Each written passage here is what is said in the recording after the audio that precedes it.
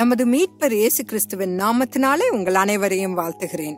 இன்று அடோனிராம் ஜட்சனை குறித்து நாம் தியானிக்கலாம்.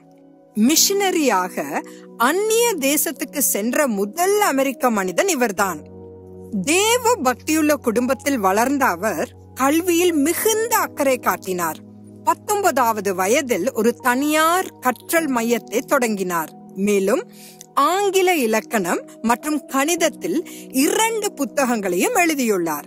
ஜேக்கப் ஈம்ஸ் என்பவரால் பெரிதும் கவரப்பட்டு தனது வழிகாட்டியாக அவரை கருதினார். ஒரு நாள் ஜட்சன் தனது வாழ்க்கையில் குறிப்பிடத்தக்க ஒன்றை அடைய விரும்பி தனது வீட்டை விட்டு வெளியேற முடிவு செய்தார். இரவு ஒரு சத்திரத்தில் தங்கினார்.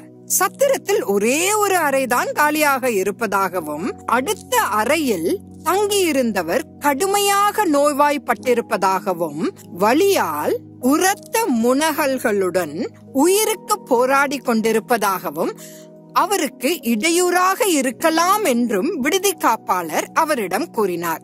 ஜட்சன் தங்க ஒப்புக்கொண்டாலும் பக்கத்து அறையில் உள்ளவரின் உரத்த முனகல்களால் அவரது தூக்கம் கலைக்கப்பட்டு மரணத்திற்கு பிறகு வாழ்க்கை இருக்கிறதா, மரிக்கும் இந்த மனிதன் நித்தியத்தை எங்கே கழிப்பான் என்று ஜட்சன் சிந்திக்க தொடங்கினார். மறுநாள் காலையில் பக்கத்து அறையில் இறந்து போன மனிதன் தனக்கு முன்மாதிரியாக, அதாவது ரோல் மாடலாக இருந்த நாத்திகன் என்று அறியப்பட்ட ஜேக்கப் ஈம்ஸ் என்பதை ஜட்சன் அறிந்து கொண்டார்.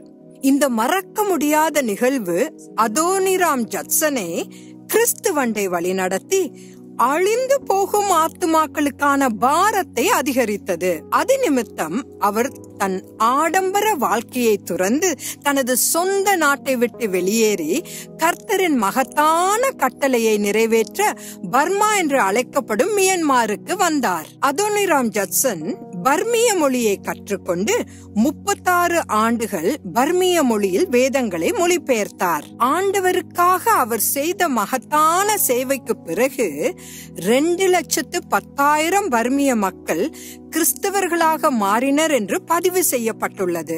ஆண்டவரே, உமது சித்தத்தை எனக்கு வெளிப்படுத்தும்.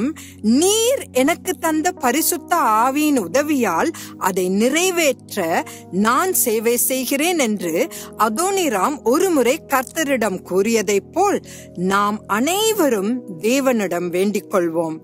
இந்த நாள் இனிய நாளாக அமையட்டும்.